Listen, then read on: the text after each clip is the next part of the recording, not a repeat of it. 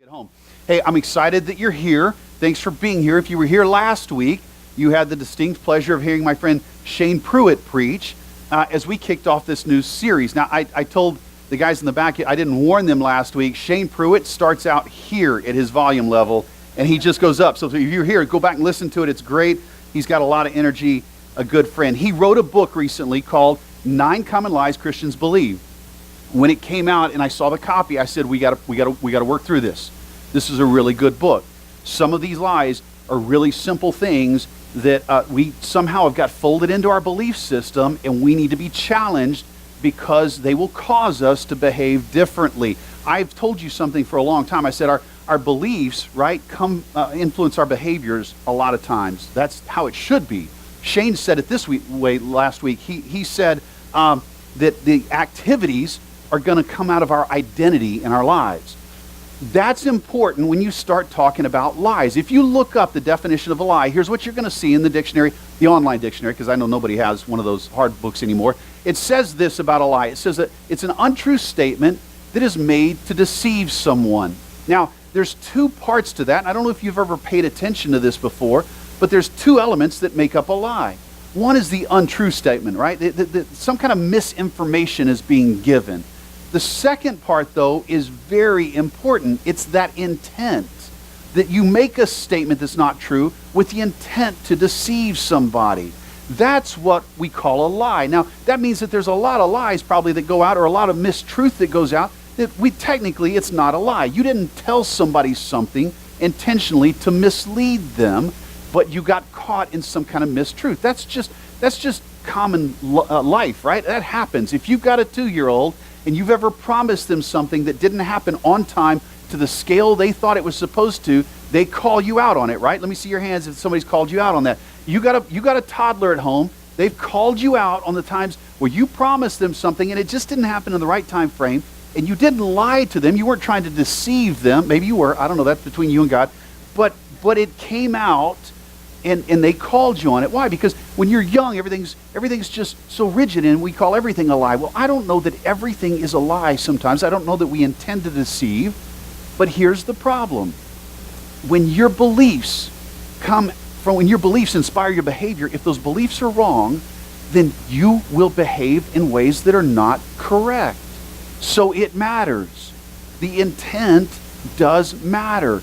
Sometimes we can give some misinformation, some mistruth, and it will have devastating consequences. Heard this story on NPR. I know everybody in here listens to NPR.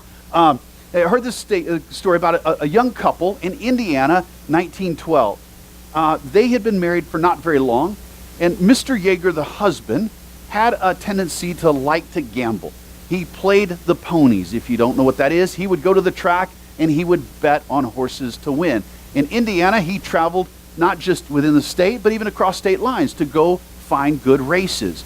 Well, in 1915, he placed a bet, was several cities away, and things were kind of up and down. And he decides, I need to let my wife know I'm headed home. There is no cell phone, there's no computers, there's no texting. So he does what? He sends her a telegram. Telegrams are typed out in a very simplistic fashion, right? Sometimes they don't even have punctuation in them. Here is the telegram that young Mrs. Yeager received, and here's how she interpreted it. Broke, even lost on Dolly. Now, she panicked because she knew he was several towns away. She knew her husband had this problem. He would gamble and he would lose everything, so she thought, I've got to go rescue him. She took all she had, $35,000 worth of jewelry, and went and hocked it all as quick as she could and got $6,000. About the time she's ready to go find her husband, he shows up at the house with a little bit of change in his pocket. She's not happy.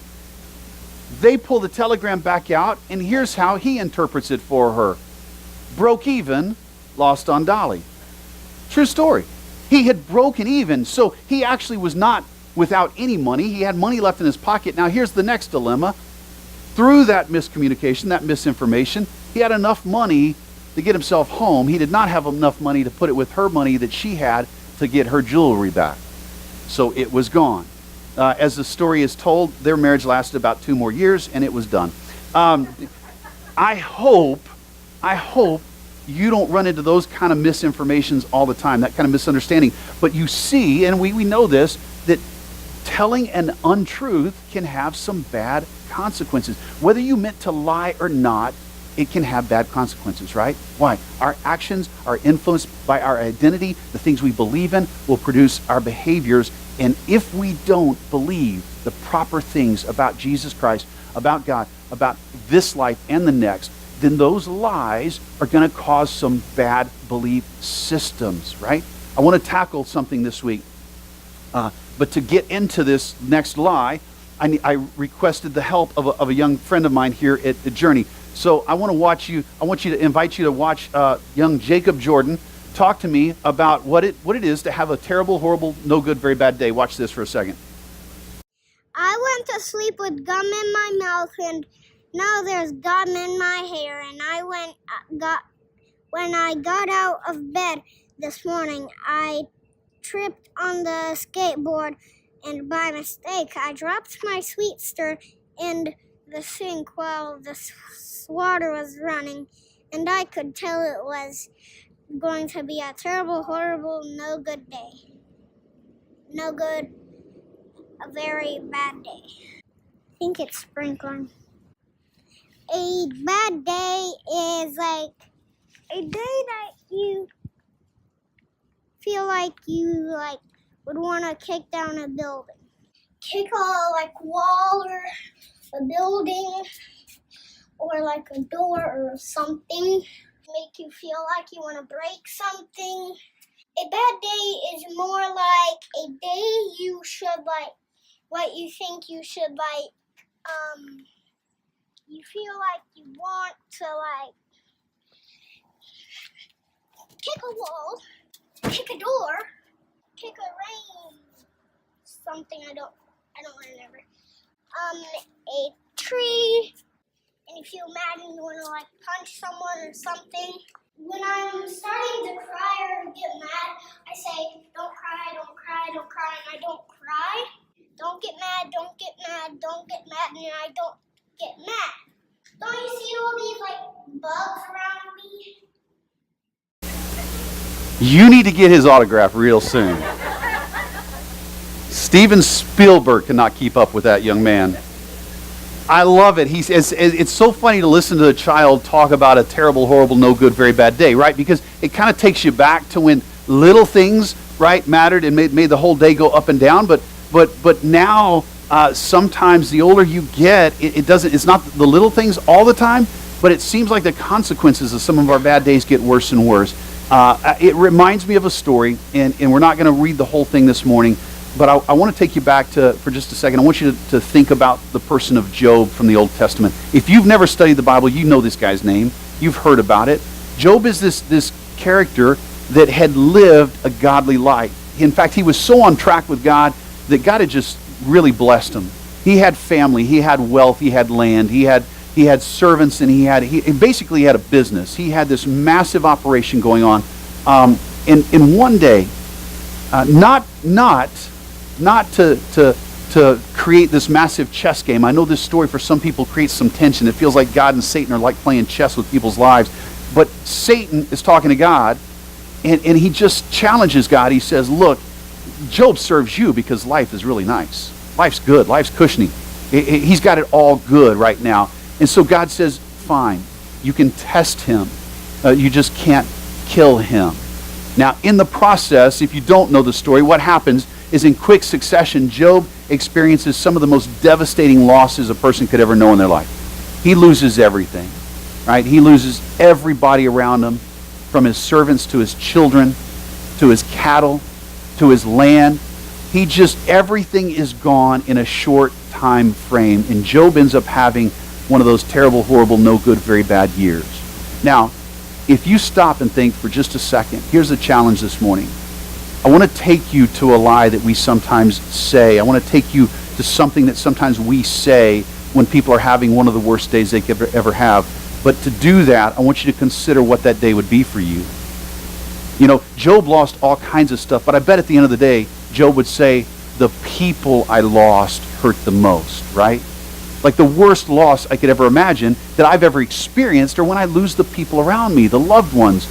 When somebody dies and they pass into that eternal state, that's painful. A lot of times you'll hear, I've heard some well-meaning Christians and preachers say, they'll quote the Bible and say, well, death, where is your sting? Listen, that verse is a future verse. Death is going to disappear in the future, but right now in this life, death exists and it's painful. And I bet if you were to think about it, think for just a second, what would be the worst thing you could experience? It would be the death of a loved one. It would be the death of somebody close to you. And it'll cause you, in that moment, it'll cause you to ask God, what's going on? What are you doing to me? Why is this happening to me? Job experienced all of this loss, and do you know what happens? Job 1 verse 22 says, in all of this, Job did not sin or charge God with wrong. It doesn't say Job didn't get mad. It doesn't say Job didn't ask God some hard questions. It doesn't say Job didn't yell or cry or scream or beat his fists on the ground. In fact, it says that Job put on sackcloth, which is a really itchy clothing. He put on these nasty clothes, and he went out and he sat in the middle of the ashes and put the ashes on his head. He was mourning. He was grieving. It says Job showed all of this emotion, but it says he didn't sin or charge God with wrong. It's not that he didn't question God. He just didn't charge him with it being his fault. How would you deal with that kind of loss? How would you deal with if you were to lose somebody that close to you, that many people all at once? How would you deal with having one of those terrible, horrible, no good, very bad days like that? I say that because we often don't think about it, and it just happens to us. And it happens to us. And then you know what happens? Job experiences this. When all of that loss starts to happen, these people start, for the next 39 chapters, these people, his friends, start coming to him. And they're going to start talking to him, right? And some of them, they come and they start talking. You know what? They're like, Job, you did something wrong. You really messed up because God wouldn't let this happen if you didn't mess up. And Job's like, get out of here. That's not true. And some of them come in, they just start, well, we're going to just provide comfort. So they start saying things to him.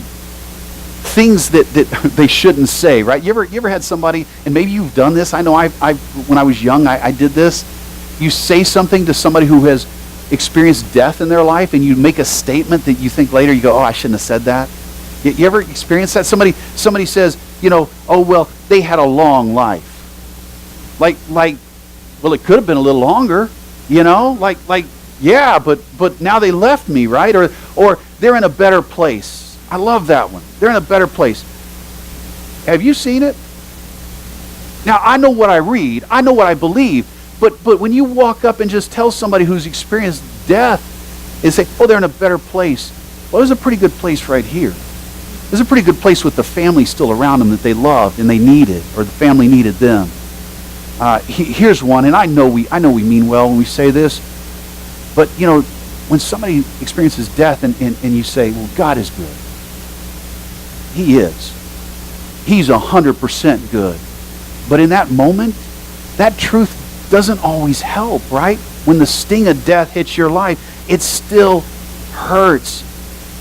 And it leads me to this one next phrase, this one little lie that I want to look at for just a few minutes. Because I've heard this so many times. Oh, well, God gained another angel today.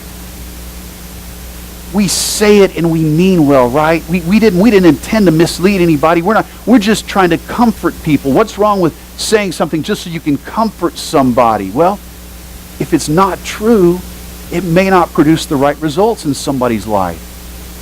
And the fact is, God didn't gain another angel, but to understand why, we got to understand more about angels, and we got to understand about God, and we got to understand our role in this whole thing. It's amazing when I start working on messages or when I'm in the middle of them. Last Friday, we got word that a gentleman who was a referee for the hockey league I've been in for 10 years, he's from Australia. We call him Aussie Mike. Aussie Mike was driving home from work late Friday afternoon in an accident on 75 and was killed almost instantly. He left a wife and 2 teenage kids. And I started thinking to myself, so do I go tell him, hey, God gained an angel today? Like, would that make life better for them, really? Because I guarantee you last Friday night, their whole lives upgraded to one of the most terrible, horrible, no good, very bad days they've ever experienced. And I know that people say certain things like that, and we probably mean well when we say it, but the challenge is to actually understand what we're saying when we say it. Turn over to Nehemiah 9. If you've got your iPhone or your hard copy of the Bible, turn over to Nehemiah 9. I want to talk to you for just a second. Some of this gets a little theological, but we're gonna dive in because you got to understand this stuff. I want to talk to you about angels for just a second. I want to talk to you why I don't think we should ever make that statement. I don't think it's helpful. I don't think it's comforting. Nehemiah 9. Nehemiah is an Old Testament prophet.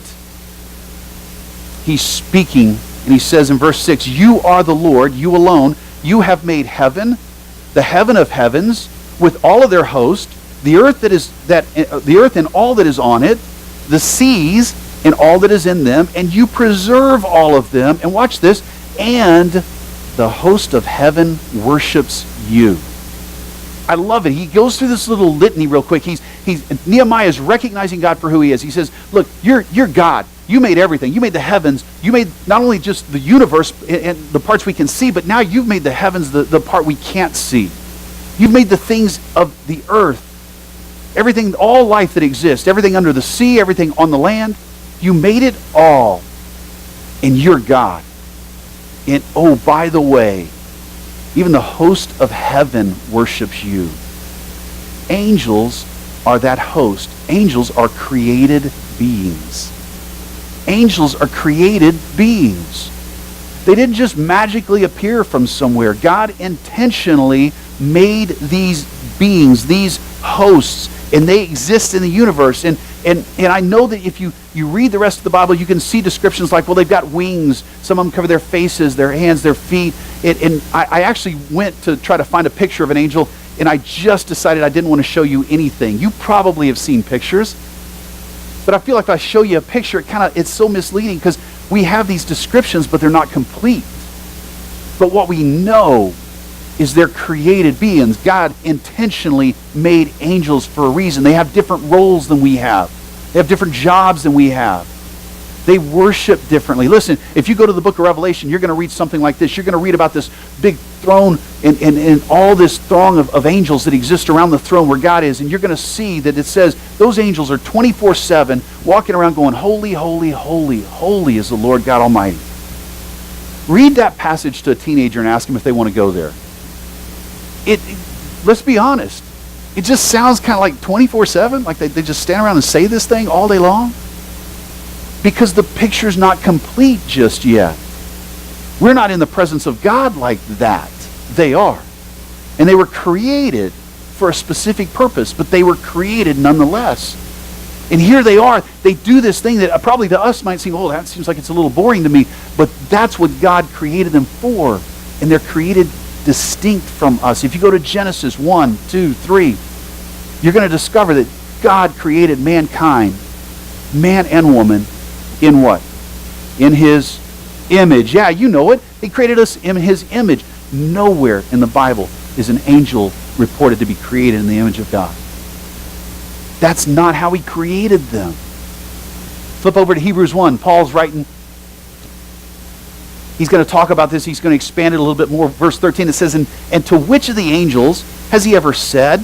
Okay, so Paul is saying God look, God has never spoken to an angel in this way. Watch this. "Sit at my right hand until I make your enemies a footstool for your feet." No, he said that. He said that about Jesus. God said that about Jesus. He didn't invite an angel to sit in that role. No angel is equal to God. Verse 14, are they not all ministering spirits sent out to what? Serve for the sake of those who are to inherit salvation. You know who that is? That's us. Yeah. That's us. Write this down. Angels are spirit beings. They exist in a world that we can't fully see yet. For us, the problem is, for me, when I can't really see it, it's less real, right? That's part of the thing I struggle with is you're telling me they're spirit beings, and I get the idea that, I have a spirit, I'm spirit and body, but I how do I describe to you spirit world, right? Words fail a little bit. So they exist in this realm that I can't fully see. So for me, it makes it a little less real sometimes. I was sitting with a couple last night. This is really funny. A young couple, not been married very long, and they start telling a story about the husband. The husband gets a little concerned, a little frightful when sometimes he's at home alone. He's a little afraid of that whole spirit being world thing, and so things that go bump in the night kind of make him jump a little bit. Well, this young bride, I'm not going to tell you the names because they'll be in counseling, but anyway, this is too funny not to tell, and they would let me tell it. I'm not going to betray any confidence here. They told it in front of a bunch of people. But this young bride, they have one of those cameras that also has audio on it, right? So they can watch their animals and talk to their animals, and I don't do that, but I hear people do that. If you don't know me very well, I don't have time for talking to my animals. I don't have animals. But so they have this thing. Well, she hears that her husband has kind of got a little spooked. So like a good wife, she gets on the intercom. She's not home. It's night. She starts making a whistling noise. They said it's the funniest thing. He wound up outside. Like, he left the house. He was like, not staying here. Like, it's not real. The spirit world, it's something, just parts of it don't feel real. But I tell you what, in the middle of the night when it's dark outside, it feels kind of real sometimes, doesn't it? Angels are spirits. They're spirits. That means they can move from that spirit world to our physical world. They can be, but we can't do the other just yet. It's different. We are not like them. Angels are there to serve and protect. They're there to serve and protect. The psalmist wrote in Psalm 91, "For he, God, will command his angels concerning you to guard you in all ways. On their hands they'll bear you up, lest you strike your foot against a stone." Now this has some messianic references here, talking about Jesus, but the psalmist was writing it in a contemporary context. Angels seem to have a role of protection. Now, here's, again, let me just own it for all of us. If they're good at their job, then why is there so much junk going on in the world, right? See, I think we think about it a little backwards. I think we focus on the things that it looks like are going wrong that the angels missed. And we quite often don't pay attention to what maybe the angels took care of. They are there to serve and protect, to minister to us, who are going to inherit salvation. There is no telling how many times an angel has saved your hide somewhere along the way. Anybody 16 at one point in time in their life and an angel saved your hide? See, I come from a generation where we didn't have cell phones, so you don't know, right? Because I didn't record it. I didn't go take a selfie of myself doing something really dumb, but trust me, it was there. At some point in time, an angel, recently a video went viral in this area because it happened right next to my house off of Greenville and Exchange. A dashboard camera for a police officer caught a speeding car that missed the red light and blew through the intersection. And you just hear crunching and twisting and rolling of cars. You say, where was the angel there? Well, I don't know, but everybody walked away from that one from what I understand. It just makes it real, right? You don't know. We live in a broken world. We did that, right? We keep talking about that. We talked about it Easter Sunday. Our rebellion has caused the mess we're in. This world's not going to be perfect prior to Jesus coming back. So until then, we've got the mess to live in and to live through, and these angels were sent to be able to allow some of that. They execute God's plan. Leads me to my next point. Angels are messengers. In fact, if you've ever studied Hebrew or Greek, it's in their name. The word angel means messenger. They're messengers of God. They showed up in a field one night, a bunch of shepherds, told them what was going to happen.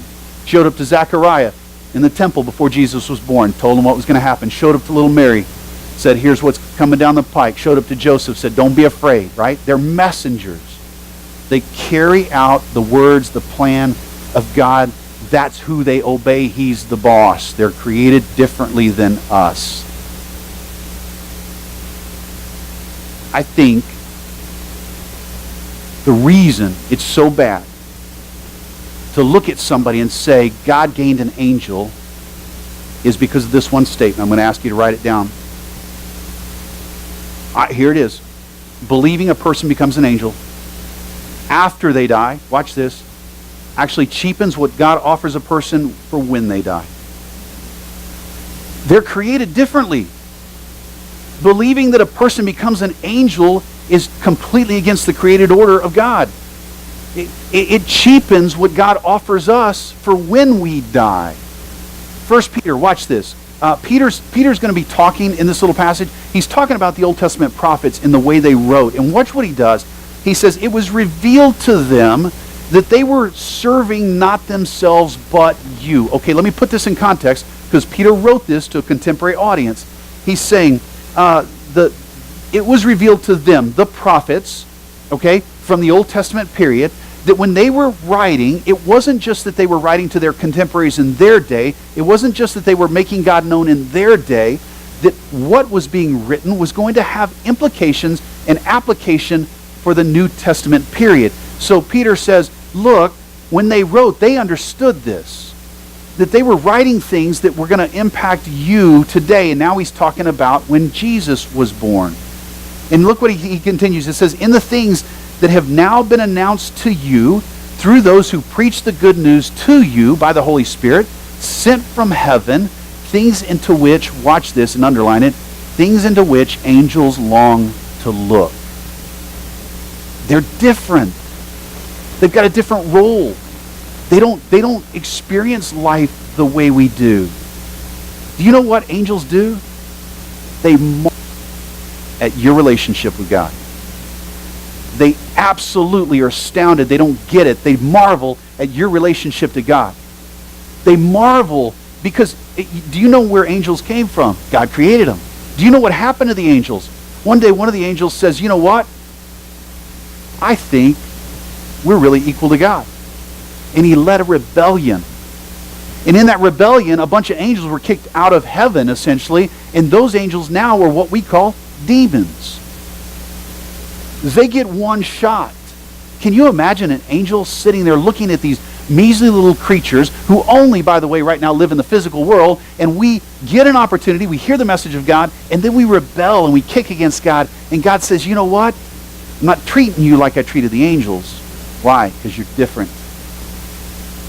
You're different. I created you different. I made you in my image. So I'm going to sacrifice my son. I'm going to chase you down. The gates of hell will not keep me from getting to my people. And the angels marvel now. They wonder at what God has done. A couple weeks ago, did you see this new image that National Geographic, everybody was running it, about somehow they captured a picture of a black hole in space. Okay, now, they can tell you how they did it. I still don't fully get it. It took like enough code to wrap around the sun 50 times or something. They wrote all this code. All these telescopes working together in connection. Somehow they came up with a picture of a black hole in the universe. Okay, great. We got a picture now. I still don't know how it works. Right? Like you can show me a picture, but I'm still not fully aware of how it works. I wonder at that kind of stuff, right? Like that excites me. I love that kind of stuff. I wonder, I have this astonishment over this thing I'm learning, but to be honest with you, I don't understand it fully. That's what angels do. They marvel, they wonder, they have this astonishment where they're thinking, man, I know God. I've experienced God. I can walk in his presence. I'm not always sure what's going on here with God. Like I'm not sure how he started this relationship with these people. That he would sacrifice his own son, that he would be so patient and so gracious.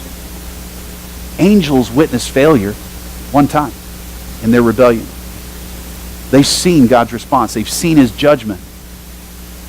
We got something different. God forgives. He grants us eternal relationship with our faith in him. And the angels marvel. It caused Paul to write something like this, 2 Corinthians 5, verse 1. For we know the tent that is our earthly home is destroyed. When it's destroyed, we have a building from God, a house not made from hands, not made with hands, eternal in heaven. Go to verse 8. For yes, we are of good courage, and we would rather be away from the body and at home with the Lord. Paul says, you know what's going on? We get it. Like there's this future eternal state for us, and we have a home there too. But right now, when we're in the body, we also have a home here. And he'll write talking about the sighing and the groaning, that the body's at war with itself, because what we really want is we want to be clothed in that eternal state. We want the rest of the picture. We want to get there, but right now we don't. But he says when we do get there, we will be with God. Here's why. Here's the takeaway. Here's why I think it's terrible to tell somebody God gained an angel. Somebody got their wings when they die. Because he doesn't gain an angel, number one. But second, because when somebody dies, you know what he does? He calls his worshipers to their eternal home. It's our invitation that day. It's our moving from this tent, this physical realm, into the full spiritual realm. And now we get to walk face to face with God. We are different than angels. They will not get to walk with him in the same capacity. They don't understand that capacity. They're still marveling at us. We will walk differently. So what do we do with that?